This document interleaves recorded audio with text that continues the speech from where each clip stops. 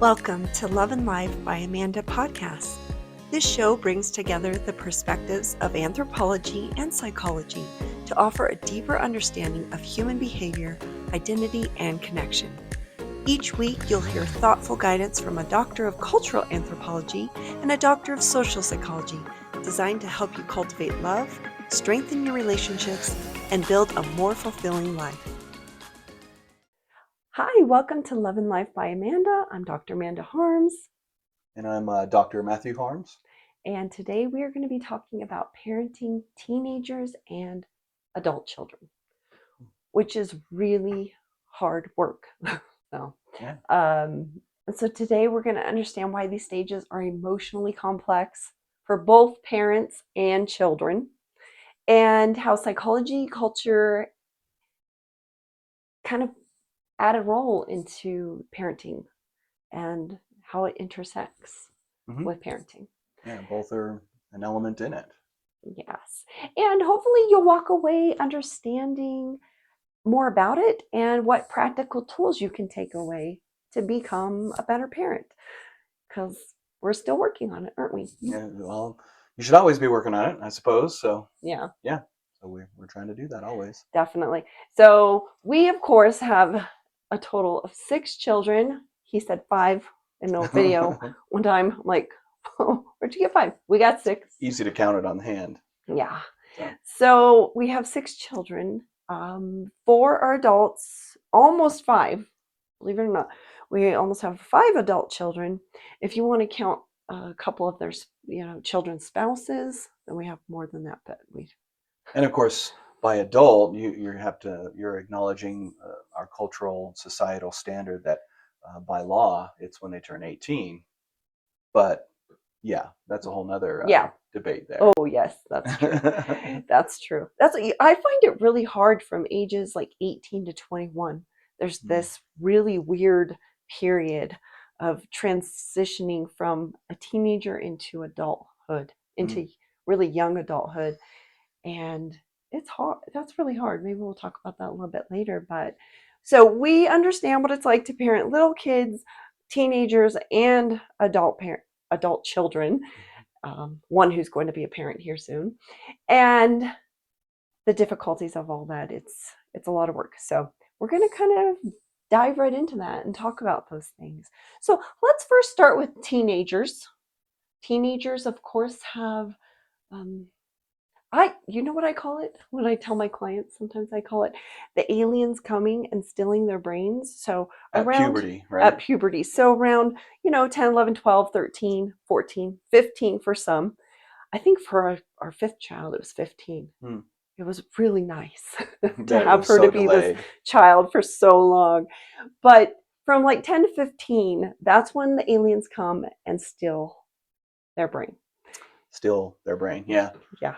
A totally different person all of a sudden when that happens. They do. They for change. Those years. Yeah. They change, and it's really, really, it's sad, but good, but sad.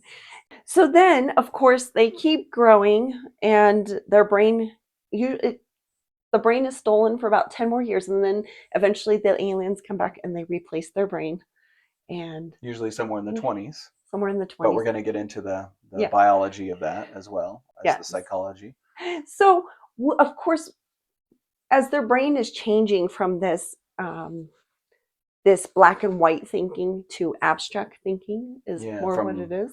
As a child thinks to as a teenager then has to now think, or even an adult. Yeah. So when it's changing, of course, teenagers are more impulsive and they need to learn that abstract thinking. So teaching them, okay, this is how this is done. This is how this is done. This is how this is done.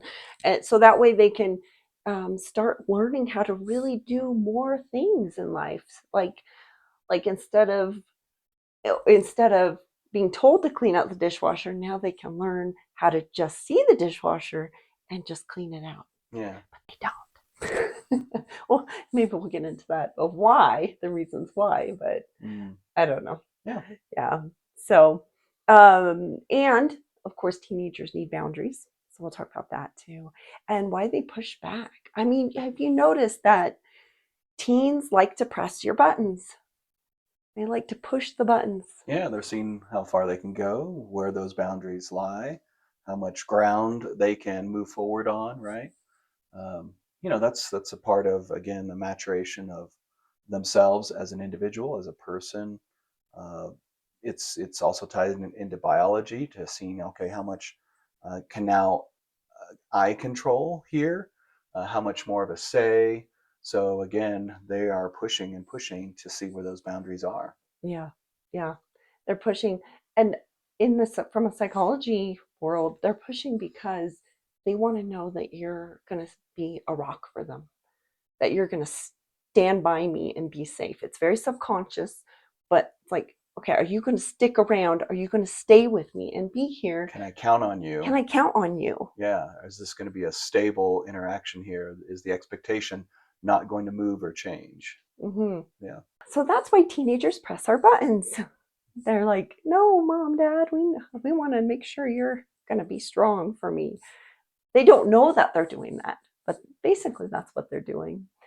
Um, and so, of course, we need, when it comes to teenagers, we need to be more understanding and loving. And hopefully, by the time they're teenagers, we as parents are more emotionally mature and able to handle them.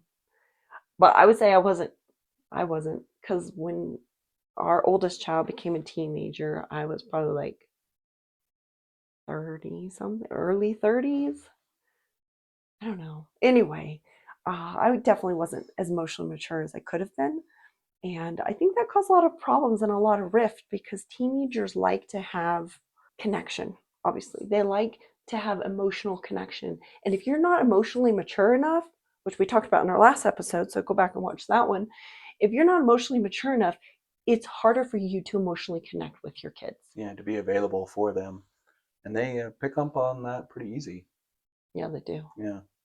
They do. And so I noticed that with my older children, I was not there for them emotionally as I could have been. And so they didn't feel emotionally safe. And because of that, they felt like, okay, I'm going to go talk to other people. I'm not going to talk to you because I don't feel safe around you. Or that there's a place to emotionally connect. So they go somewhere where they can emotionally connect. Mm. Exactly. Exactly. So the key is that we need to model emotion regulation and emotional maturity. And if you're not emotionally mature, then you're going to have to start digging real deep to find out why you're feeling the way you're feeling and why you're communicating the way you're communicating and not and communicate more in assertive ways rather than aggressive or passive aggressive Mm. or passive ways of communication. Yeah. For us, it took us a while to become more emotionally mature and to grow. I feel like our four older ones that are adults now, okay, they're doing their thing. Luckily, they're great, fabulous children. Oh, they made it through us. But I feel like our younger ones are are more connected to us. Like they're so much easier than our older ones. I don't know. What Mm. do you think? That they're benefiting probably from us being more emotionally regulated adults, having more experience as parents, most likely. Yeah, Yeah. definitely. I don't know, they're just really easy kids. I'm really grateful after the first four. They're wonderful. Don't get me wrong, but Mm. whew. But I think also because I've matured, it's made it easier as well. Mm. The parenting these teenagers. Yeah. Um, so do you have anything to add on to Well, I that? mean, I that brings to my mind something that I guess a lot of us, especially here in Western cultures, the United States, Canada, Europe, call or kind of think of as the storm of youth, right? All the angst and anger, anxiety that connects to and is associated with young adults and teenagers. Yes, I mean, certainly you mentioned how there was some difficulty with those four adult children we have during their teenage years. And it's something that for a long time was a big question in the early days of anthropology, late 1800s, early 1900s. Uh, they began to wonder, along with other social scientists, is this universal? Rather, is this everywhere? Does teenagerhood look like this everywhere? And that would point us to the idea that if it was, it is due to biology. And there was a lot of people that felt that hey, this storm of young adulthood, teenagerhood, anxiety, again, disrespect, anger, lashing out, all that comes with it, they felt was likely biological. So, nature, if you will.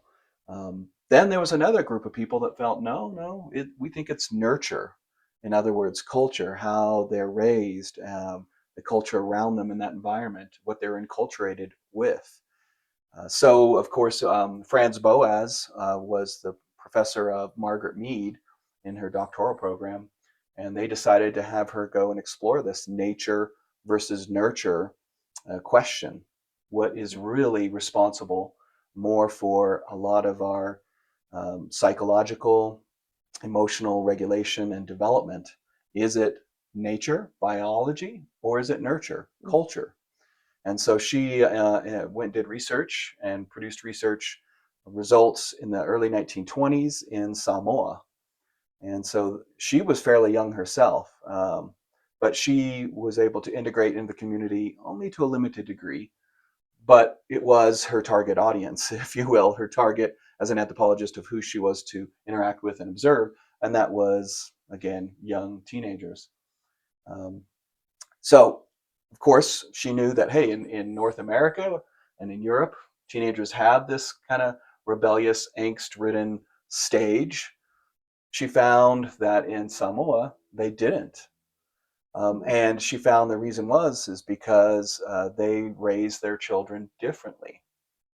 And they raised their children more with love, with letting them explore boundaries, letting them explore what they were interested in at the time, not forcing them on an education regimen, if you will, of always having to do this thing and then this thing and then this next thing. So just how they raise their children, focusing on, again, supporting them in what they were interested in at that moment. And again, with a lot of love and a lot of acceptance. And there was no pressure by parents and society as to what these children were going to do, saying, hey, you have to go do this, you have to be ready to go to college, you have to do this. None of that pressure was there. So in the end, she found that these teenagers didn't have a similar type of angst-ridden stage where Wow. their brains were stolen by aliens. It really wasn't exhibited there. So then she found other societies here and there, the same thing, right? Traditional, smaller societies. So she concluded that, hey, because they weren't acting the same as teenagers in the US or Europe during this stage, that it isn't biology, right? It's all or nothing when it comes to biology. So hence that means it's culture, it's nurture, how we nurture and raise our children that makes the difference. And a Wow. cool, interesting tidbit here that connects to psychology is she brought that research back. And of course, she became super popular over the next 4 or 5 decades. Mm-hmm. But her learnings from that research uh, were actually absorbed by Dr. Spock, which before our generation was the parenting guru, because he took these Mm-hmm. ideas that she brought back from the Samoans and how they raise their children, and he instituted a new way with all of his famous books of how to take care of and nurture children. FYI, it's not Yeah, not from Spock from Star Trek, but from that Star really Trek. was his name. Yeah, Dr. Spock. It's So just funny. he That's funny. became, yeah, Yeah. the guru, and everybody, raised in the 40s, 50s, and 60s, got raised differently than generations before them, whereby they were very strict and disconnected, and the parents were supposed to be offstanding and not Mm. connect emotionally to their children, but rather it was just discipline, discipline, discipline. So it changed the way children were raised by and large in America for at least 1 or 2 generations. So Yeah. quite interesting. So it is nurture. It's how we nurture and teach our children, and the culture that's around us that is pretty much responsible for how our children experience teenagerhood. Don't you find it difficult though, because our culture is so individualized, individuation? Is that what you call it? Individualistic. Individualistic. Yeah. Thank you. Yeah. That's our culture is so much like our culture. So, like as parents, we are having to fight against the culture to have the culture we want in our own home. Mm. It's this constant, I don't know, Tension and push. tension. Thank you. Yeah, yeah. I mean, Yeah. yes, our society values, especially American, well, I'll be more accurate, US culture. It values independence, that we become functioning whole individuals, that masters of our own destiny. And yes, to a degree, that's good. That's valuable. That's desirable. But of course, the true mark of an individual, of being a human, of success is being interdependent. Yes, we want our children to become independent in terms of governing themselves, making good decisions, evaluating all the options, and again, making decisions, being ethical, being good people. Hmm. But they need to not stop there and go on to see that, hey, to be truly successful and work well in a society with our families, coworkers, our communities, we have to be interdependent. We have to all rely on and help one another. But sometimes that message gets lost. A lot of the programming out there, right, whether it's teen movies, TV shows, and more, it's all about the teen, all about their Mm. world, their universe, and being independent on their own.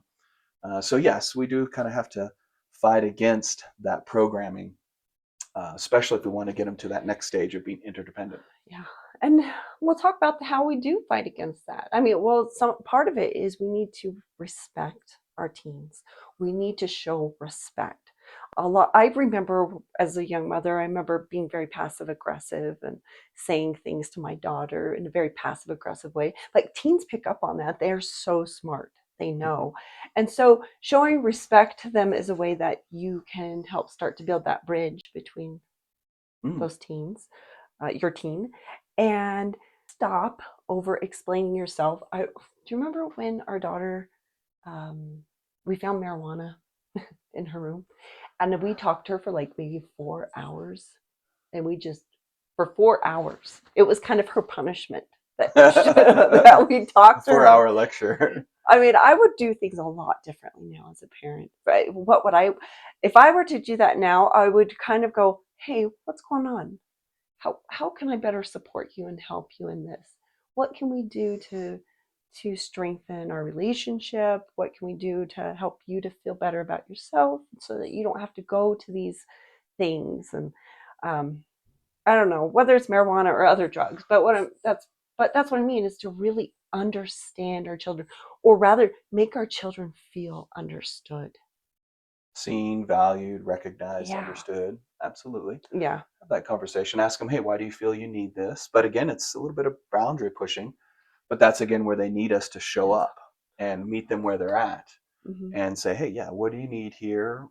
What's your concerns?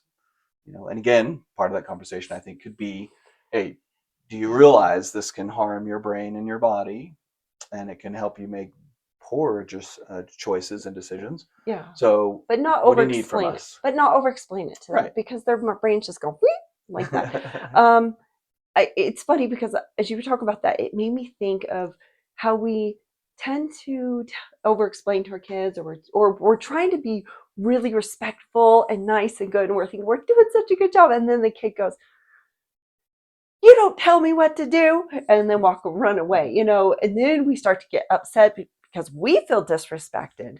And so now we are like, "Oh, no, heck no, no, you're not going to do that." We bring the hammer And down. we bring the hammer down, and that's not the way to do it.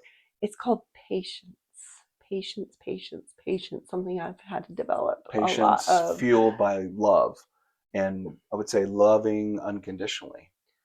You really gotta, yeah, Yeah, love those children and yeah, unconditionally, so that way that yeah, that can allow you to have that sort of patience. Because yeah. without it, you're not going to. I think patience is the key. It is the foundation of being a parent of a teenage child. Mm, Being patient, letting them make their own mistakes. Because as parents, we don't want them to make mistakes because then it makes us look bad, or um, mm. or we have to clean up their mess, Or or it might feel as a failure. But yes, yeah, I mean, we yeah, do need to help them learn to make decisions, and sometimes part of that, of course, is we're not going to get it right. We do Mhm. that even as adults. So they're going to do it as kids, but they got to learn, how do you reset? How do you rise, as Brene Brown calls it? But how do you learn from that and figure out, okay, I didn't get it quite right here. Well, how can I do better the next time? You mentioned all that, and what comes to me is just this overwhelming feeling of like overwhelmed. I'm feeling overwhelmed just by all of these things that we're sharing. It's it feels overwhelming because we try so hard to be good parents and we fail every single day. And you know what? That's okay. I think that's the key. Another key is to show your children that it's okay to fail and to say, I'm sorry.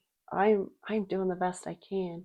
So is there anything else that we wanted to talk about with teen children? I mean, I think the key is again just keep doing our best, keep trying. But I think the very first thing we need to do is, am I emotionally mature enough? If I'm not, what can I do to make myself more emotionally mature so that I can be present for my child, so that I know how to support my child and be there And for them? yeah, be able to connect emotionally. So yeah, you got to do some of the things we talked about last time or in the previous podcast. But yeah, Mhm. learn how to emotionally regulate, learn how to name your emotions, send yourself love and compassion in those moments as well. And the more you do that, then of course you're going to be more emotionally regulated and mature to be able to connect with them. Yeah. But yes, Hmm. I think underscoring all that, you got to parent with love, um, send forth kindness, forgiveness, Forgiveness. model it too. Hmm. And again, meet them where they're at. Create those spaces and times to listen to them, or times that they feel psychologically safe to actually talk. Because I mean, that's one of the toughest things, isn't it? Trying to get your teenager to open up and share. You can ask them Oh a yeah. billion times, and it seems Yeah. like they'll just won't do it. So what'd you do today? Nothing. What was the best part of school? I don't know. That's like the answers they give. And those are open-ended questions. It's Yeah. not just saying how was school. It's like what did you get to do today? But they still are so good about giving one or two word answers. But I think it's important to at least keep asking and Yeah. to be there for them and try to connect with them in ways that they need connection. I know that we could definitely do better still. Well, We're like still working on last it. Saturday, I mean, most Saturdays I teach and I have another full time job. And so some Saturdays during the semester, I'm quite busy grading, interacting online in these hybrid classes. And so, near the end of the semester, I know I had lots of stuff to grade. So I had all that on my mind, car stuff to do, car maintenance all the time. So my son was playing Star Wars Battlefront video game. And for most of our children, we actually didn't allow them to have video games. So But our youngest son, he's right, the baby. he He was gets to able have. to buy one. He had some skin in the game, buy a used one, and he doesn't play it often. No. So, but he was actually playing a little bit of Star Wars Battlefront, and he knows I like Star Wars, and I grew up with video games a little bit here and there. So he invited me, "Hey, Dad, you want to play with me?" And I had to think there for a moment. I have so much grading to do, Yeah. so much car work and housework because we're moving into spring. And but I thought there a moment, and I thought he's more important. The relationship that we have also is more important. So I said, yes, yeah, definitely. So I got to play Darth Vader in Battlefront, and he was Yeah. Luke Skywalker, and we got to have lots of lightsaber duels, I and even got we had to a nice time. I Yeah. even got in on the action. So played a little bit and then I'm like, nope, I can't do this. It gives me anxiety for some Playing reason. video games, yeah. So But so yeah, it yeah, so was we nice. had fun. So that created a connection. I It took interest does. in what he was interested in, and that's what meeting them where they're at is all Yeah. about, It's right? it's hard sometimes though. I mean, if you're not a game player like me and to sit down and play video games, sometimes it's like this is the hardest thing in the world. I can't I'm do with you on this. that. I mean, the controls were backwards. Like, I grew up wanting to be a Yeah. pilot, so I'm like, pushing the controller down to go should actually go down, down. but it does Yeah. the opposite. So Ah. when I had to fly the X-wing in that, oh, that was horrible. Yeah. Yeah. Well, anyway, so just at least trying to connect with them. If your child likes art, sit down and try to start drawing with them, and or other things like that. So Yeah. that's Take just an interest in what they're take interested an in interest in what they're interested in, and and run with that. yeah, Yeah, even absolutely. if they don't want to talk, just sit there and just be with them. Yeah. That's I think that's That, what's most important. that's the best. You're then creating that space and time, so Yeah. you at least got to do that. Absolutely. Yeah. So let's kind of move our way up the ladder Okay. to young adults, 18, 19, 20, Mm-hmm. 21. Okay. This is where they're starting to kind of form their identity, right? Form it even more, right? But yeah, Yeah. really solidify it. Figure out who they are. Yeah. Yes. But at the age of 18, they now legally know, at least in the United States, they legally know I'm an adult, you know. And honestly, they do have to have set boundaries and be able to follow the laws of the land now on certain things of being an adult.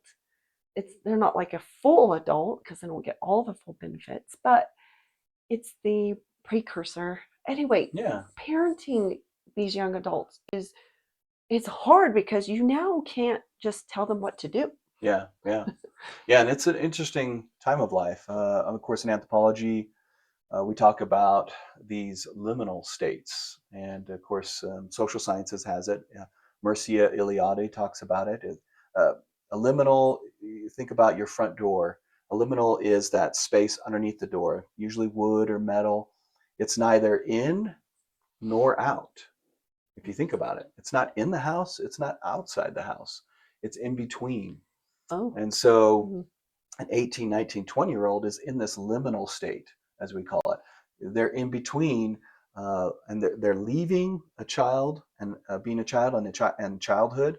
They're not truly a child, but not fully an adult yet either. Mm. So it's a really a tough stage. So Mhm. it's tough for them, makes it tough for the parents as well. That's where our society, I think, falls down a little bit. We don't have proper, full on rites of passage like other societies and cultures do and have had. Mm. Um, Things that mark their transition and gives them support and helps them to recognize that, hey, everyone around me is here supporting me, helping me, and acknowledging that I am moving on to this new stage and I'm in this liminal state for a brief time. Um, Rites of passage powerfully did that in so many different societies around the world in times past. But in our modern industrialized society and post-industrialized, really, you could say here in the U.S., we don't really have a cultural No. equivalent for a proper rite of passage, Yeah. unfortunately, to It's help our children. maybe the rite of passage is this difficult one. Okay, I'm graduating high school, and then it's like, oh, now what? Yeah, and there's not much to it. What do I I mean, do? a lot of people they don't know there. Maybe, hopefully, you have some family there. There's a couple speeches, and they go up and shake a hand and get a diploma, and maybe there's a party afterwards. So it's a sort of rite of passage, but it isn't full on. Yeah. It isn't fully connective with the immediate community and larger families. And again, that's part of our culture now that we move around for work all the time.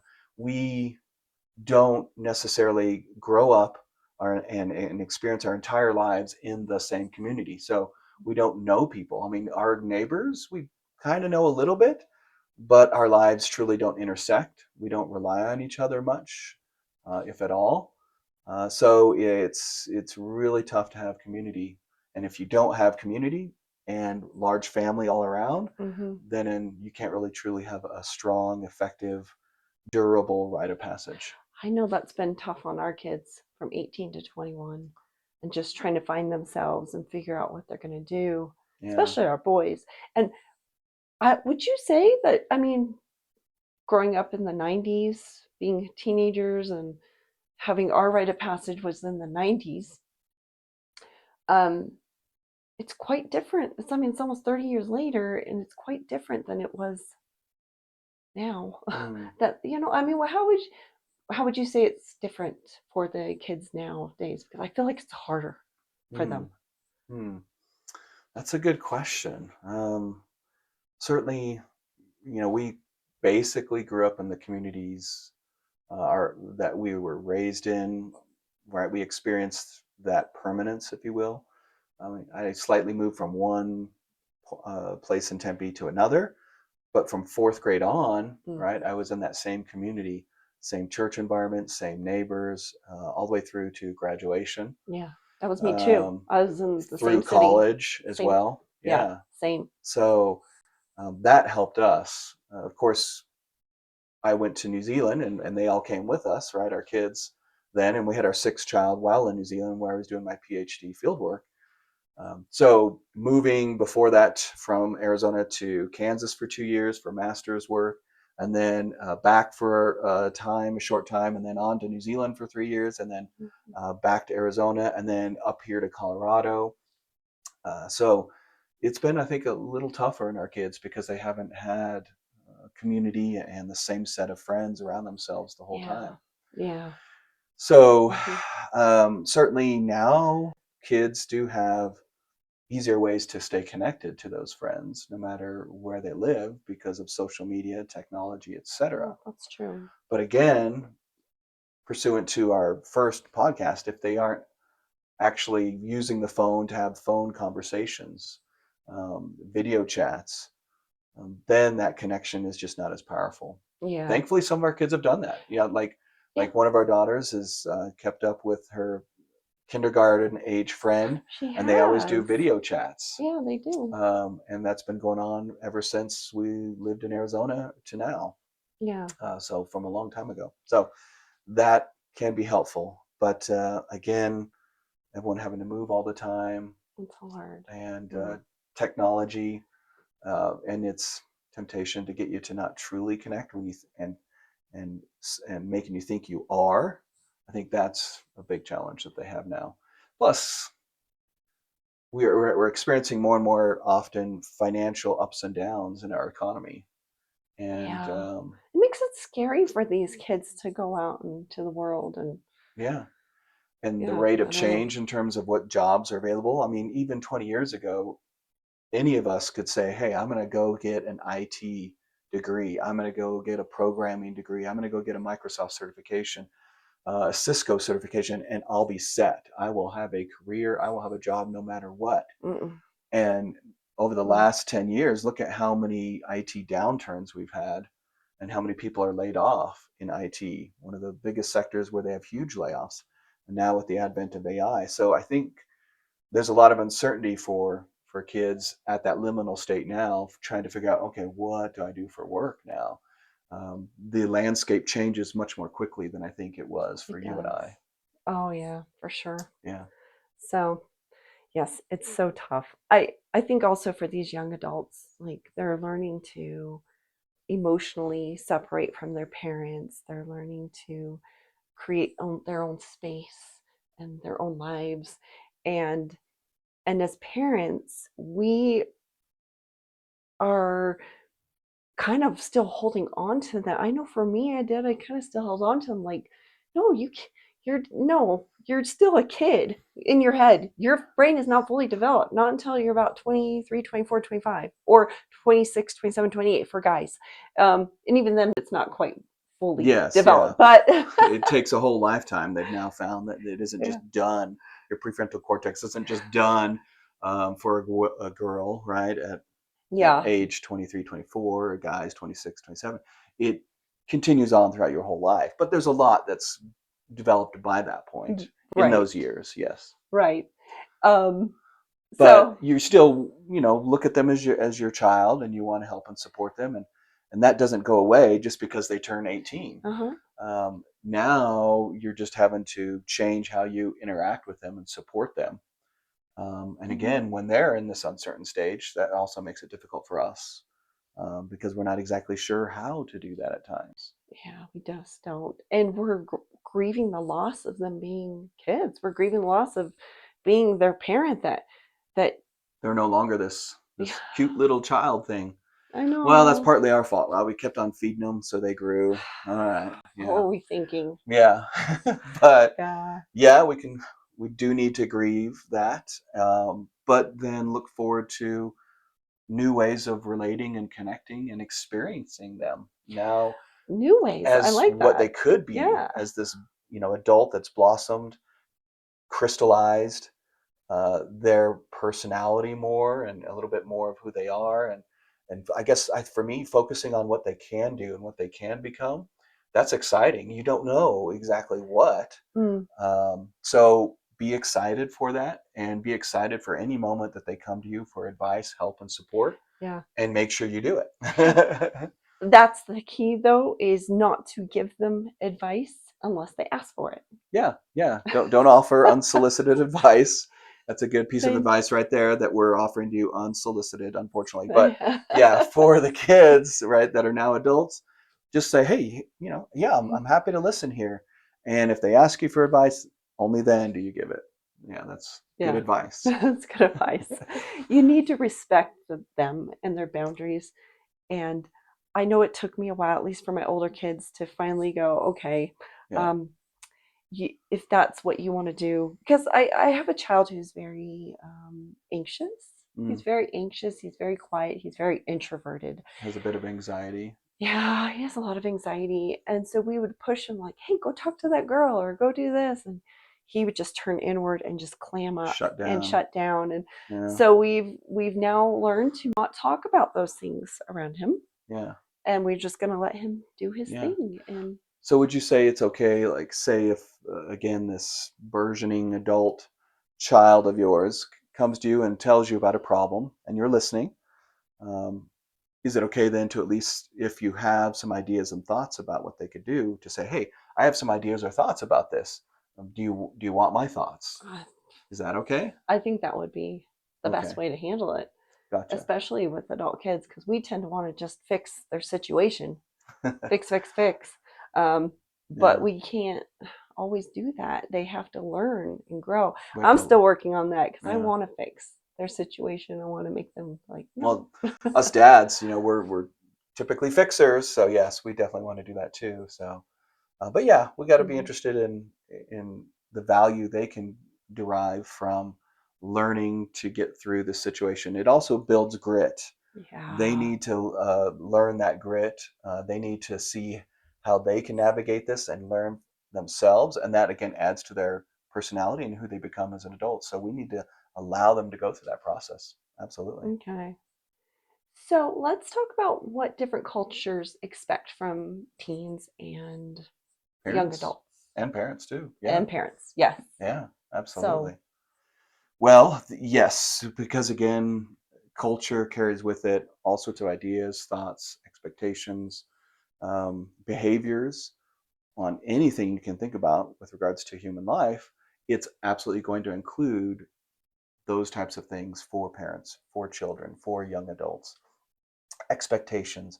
What is appropriate behavior, not appropriate behavior? How do you parent a child? How is a child supposed to act? All this is enmeshed in a cultural worldview. That's part of the culture and enmeshed also in their language as well. That's a whole other cool subject, but the Sapir-Whorf hypothesis says that, hey, a culture's worldview is in its unique language, um, its unique dialect. So one thing that I think anthropology and all social science can agree on is that we can divide pretty much all cultures and societies lots of different ways, but we can also divide them up as either a collectivist society and culture or an individualist one. mm, okay. So, what this is getting at is uh, programming and expectations for people. So, for example, in a collectivist one, it says, hey, everyone needs to be focused on the greater good of the entire society, or the entire, if you want to go down to a microcosm, the entire community, band, tribe, chiefdom, right, area. So we need to focus on that. At a state level society, right, with a formal government and more, it could be also collectivist. Hey, we're all going to focus on the greater good of us as Mhm. a country, as a society. The other one is individualist. And that is cultures and societies where, again, the programming through the culture, through the language, tells people, hey, you need to focus on you and your needs first, more so than, say, others. Yeah, which is the culture that we is like the United States culture, Yeah, United definitely. States, and most, not all, Western societies, most, but again, not all. But certainly here in the U.S., for a long time, we've had this individualist essence to our culture. Hmm. It's tied Yeah. in with capitalism, for good or for bad. That, hey, everyone needs to learn, gather as much knowledge, experience, skill, again, to be an actual adult that is independent. Again, there isn't much focus on becoming interdependent. So it says, hey, you need to be your own person. You need to be in control of your destiny, and you need to put yourself first in order to reach that destiny or that goal you want. And Which, so you put off the needs of others. There, you still might have attention toward them and care about that, but you're going to put your stuff first. so they both seem like they have good things to them, and maybe not some so good things to them, Right. right? Yes. Um, I know, like with the collectivist culture, there are a lot of cultures in that collectivist culture. I don't with know the that words. cultural mind frame, if you will. Yes, they do a lot of shame and honor Oh yeah, culture. yeah, And so having that shame and honor, like in order to bring honor to your family, you can lie. Like lying is yeah. honorable You if can, it's bringing honor to your family. yeah, you can do something that, again, is disingenuous, that hurts others, that hides truth, hides maybe something you did that's not appropriate in some way, shape, or form. But that's okay as long as you get away with it, and it doing so brings honor to your family. What you're trying to avoid is doing anything that would bring shame. So if you're exposing your lie or the activity you did that generally they're thinking you shouldn't do, you can hide it. That's okay. So that way you retain honor. So there are some Eastern societies and cultures that have always had this. Some in the Middle East, some back in Asia, where again they focus on, again, what can I do to bring honor to myself and my family, Yeah. and just avoid shame. And that's very different from other ones that just think of things in terms of right or wrong, Yeah. and really have strong arguments and dive into ethics to figure out, okay, how would this affect others? Is it just itself wrong to lie, to cheat, or to steal, regardless of whether or not if you can get away with it or get honor from it? It's just, oh, it's wrong. So yeah, there's a lot of other cultures, ours being one of them, that it tends to look more at, again, Mm. wrong versus right using ethics. Which would then play in the role of parenting, how Hmm. they're parenting their children and how they parent their children and things Yeah. like that. And so, um, and I think, yeah, they both have good things to it and not so good things, but Well, yeah. I mean, each taken to an extreme, whether it's honor, shame, or again, right versus wrong with ethics, uh, both, if taken to an extreme, has some problems. Just like you said earlier, right? Whether it's collectivist or individualist type of society and culture, mhm, again, taken to extreme, both have some poor things about it. But again, both have some good things. okay. Yeah. Yeah. Uh, I guess I guess when it comes down to it, it's really about just trying to be patient and loving, and especially in our culture, and supporting Yeah. our kids in that way. Yeah. I mean, how you're living your life obviously is going to model to your children powerfully. Unfortunately, we can't delude ourselves and think, hey, we're the only ones programming our children by our examples or what we say or what we do. Mm, Their friends, people at school, if they work a job, people there. Uh, as they get older, they're spending more and more time outside the home. We only get a little bit of time with them in the morning before we put them on the bus or get them to school, and when they get home until they go to bed. And so, if you think about it, 6, 7, 8, 9 hours, they're elsewhere being programmed by others. So that's Yeah. tough too. But That's what I was going to say. That's where kind of that parenting, that grief comes in of they're getting their own ideals. And like our oldest child has ideals and ways of thinking ways of about thinking about the things world, politics, and that's more really different. Yeah. different from ours. And and it's almost like my initial reaction is like, what did I do wrong? What's wrong? And nothing's wrong with that. That's the thing. Right. She's allowed to have those thoughts, and that's what makes her her. I love that you brought that up because we are all works in progress. We are as parents, as individuals, as people. Yeah. So are our adult children. So they're on a path, they're exploring. And of course, that's again how you learn. That's how you grow. Is you got to stick to something and say, "Hey, this is what I believe. This is what I think." And then over time, right, you're going to get more information inputs, and you're going to interrogate that stance, that belief, and either you're going to keep it or you're going to move on to something else. So it's all part of the maturation process. So yes, we have to allow them to have their own beliefs and convictions. I think under Mm-hmm. all this, when it comes to enculturation children in hopes of what they might become as an adult, right? That they live honorably, that they have good standards and values. At least I think most parents want that. We have to, of course, teach them those good principles. I was gonna say lower our expectations. No, I'm kidding. Yeah. Well, again, be flexible, but But yes, teach yes, them good teach them those good principles. things. Yes. And, through again, you're modeling the right behavior and, of course, through word of mouth too. But teach them those good things, teach them how to make decisions, knowing and identifying all the consequences that are there. And then helping them to realize, hey, I got to be okay with what consequences come based on each of these decisions. Help them to see that, right? The connection between their actions and consequences, whether those consequences are good or bad, and help them to make healthy decisions that way. Mm-hmm. I think that's a Mm-hmm. great place to be. And then again, if they're an adult, right, you can again be a sounding board. Say, hey, I have some ideas on options here and consequences, and if you've laid that groundwork, hopefully they'll say, okay, yeah. But otherwise, just be there to listen, allow them to make that decision even on their own. Absolutely. And it's Yeah. hard. And as a parent, the loss that you're going to have to mourn, because you really do, you have to mourn the loss of them leaving.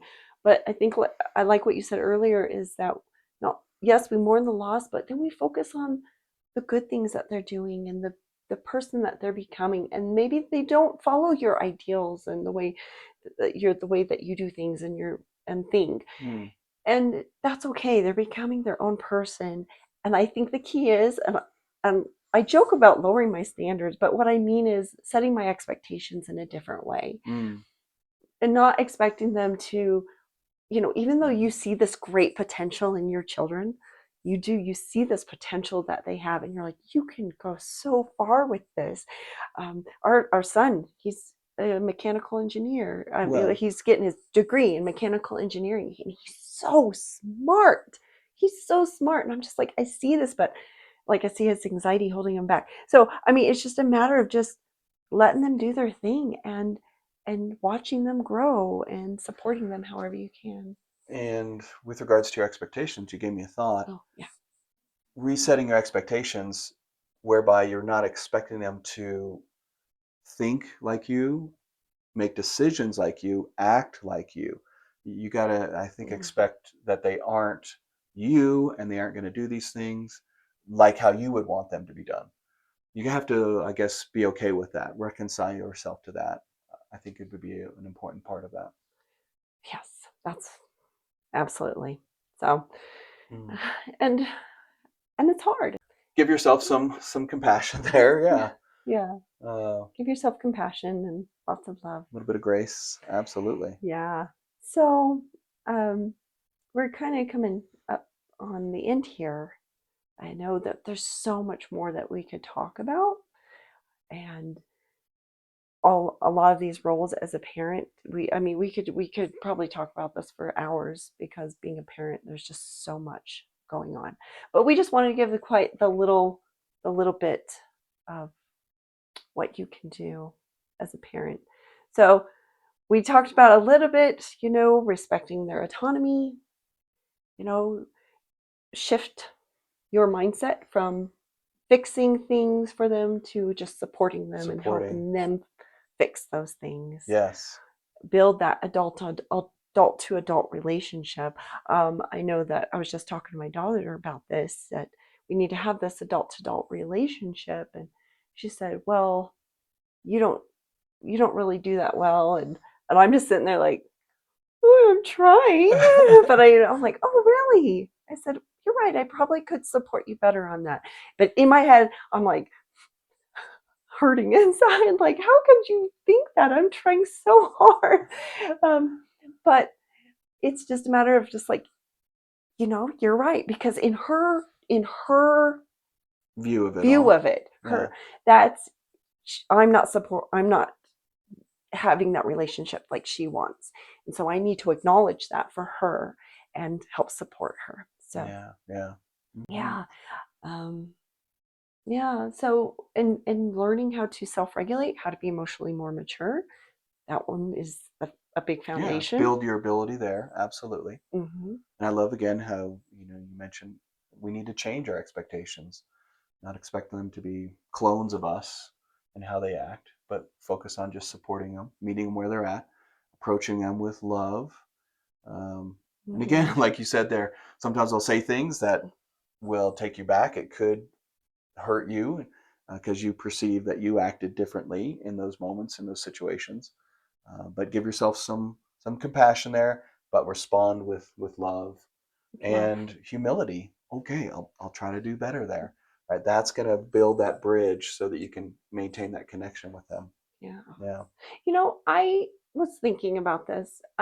As parents who may not be as emotionally mature, sometimes, and I did this to my son, where I would complain about you sometimes to him, or I'd complain about my life or situation of my kiddos. And especially as children, we really shouldn't do that because that's emotional immaturity. We need to go some elsewhere. Our kids don't need to hear those things because it stresses them out. That's why Mm-hmm. my son is so anxious. Our son. That's why he's so Mm. anxious. I feel like it's partly my fault because I would get so upset and complain to him because he's a good listener. Mm. And I think he internalized it, and then now he's so anxious about things. And so even as adult children, those are not things that we should share with them, because if we're trying to build a relationship with them more as like a friend slash adult parent, we need to share those things with other people. Yeah. So we can't do problem dumping on our Nope. kids, is what you're saying. Yeah, no problem So dumping. yeah, go to your friends, go to your spouse, accountability buddy, a good A friend, a therapist. therapist. Absolutely, they're invaluable. Yeah. Or else you're Yeah, not going to have the good relationship that you want with your yeah, adult child, yeah. because they're going to feel overwhelmed. They're going to feel stressed because they love you, but they don't know how to help you. And they may not have the tools to do so either. So then Yeah. they feel frustrated, and again, that builds anxiety in them. Yeah. Yeah. So that's something to keep in mind. And also, we had like discussed a little bit earlier, not in this episode, but earlier, we had discussed about um, how there's a parent that grows up, let's say in a collectivist culture Mm-hmm. or a shame and honor culture or whatever, and they raise their kids in a different culture, like they come to America, and so they raise their kids in America, Mm. and now their kids are learning the American ways that are so different from this other culture. How does a parent how does a parent deal with that? Ooh, yeah. But I mean, yeah, that's a real thing. I mean, now we have people from all sorts of different places moving all around the world, and then yes, they're raising their families in a different cultural milieu, as we call it, cultural situation or environment. Um, and yes, you can run into those differences where again you might be collectivist and how you were raised in your culture, and now you're trying to raise your kids that same way, but within a larger environment that is individualistic, for example. And Um, most likely they will tend to go the individualistic way. yeah. Well, yes, I mean, what they're fighting against is then uh, all of that cultural programming coming from their school, coming from their friends, from the community around them, from the social media. Oh, that's a good question. I mean, again, I'm not a psychologist. I would have to at least, as a parent, acknowledge the reality that, hey, we are trying to program them this way when all this other programming is coming from a different cultural background. It is a different culture. So I would have to give myself some flexibility. I would have to change my expectations and realize that, hey, if I keep trying to push them this one way, and there's a lot of programming the other way, that they're going to have a lot of anxiety. So I at least have to be really careful with trying to match that. I guess go back to our thought of, hey, that there's good and bad of both. So I would try to help my kid learn the good of the cultural programming where I came from, and yet also value and support them learning the good in the other. Likewise, I'd have to acknowledge some of the not good about my previous cultural programming, and then what's not good about this new cultural programming in the environment they're now in, and help Totally. them realize it. So that way they can see the good of both and perhaps focus on that Yeah. rather than absorb the bad stuff without question, I suppose. You So know, it take a lot of honesty myself, and realization and humility. yeah, humility. Yeah. I Okay. So as you were talking about that, it made me think of like the Polynesian cultures and Mm. things like they really try hard to still incorporate when we lived in New Zealand, which I think would be maybe a great thing to talk about next week. Our experience in New Zealand that we had and that Uh, cultural and raising a aspect family and raising there a and the family culture there. coming from a U.S. culture. Yes. Yeah. Next episode, Okay. New Sure. Zealand. Kia ora. Okay.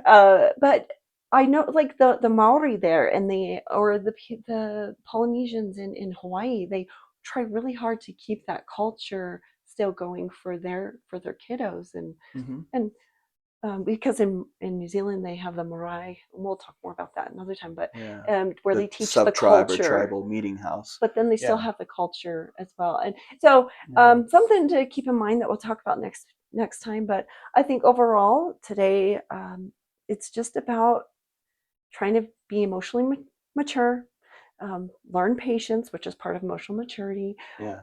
support, Listen, love, ask set if before you give boundaries. advice, set Yes, listen. boundaries, Yes, ask before you give advice.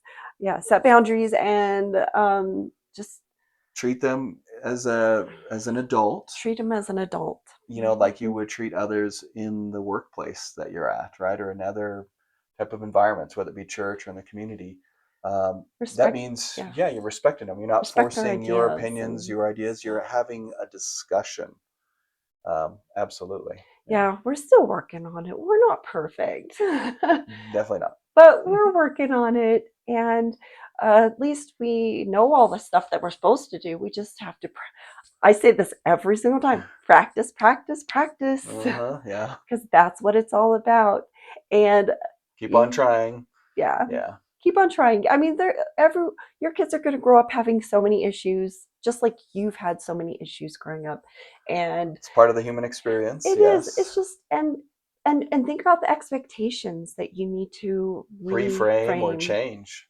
Yeah. because those expectations you're going to have to mourn the loss of the expectations you had and then embrace the new ones Mm. and just embrace lean into it and enjoy the life enjoy your life with your kiddos.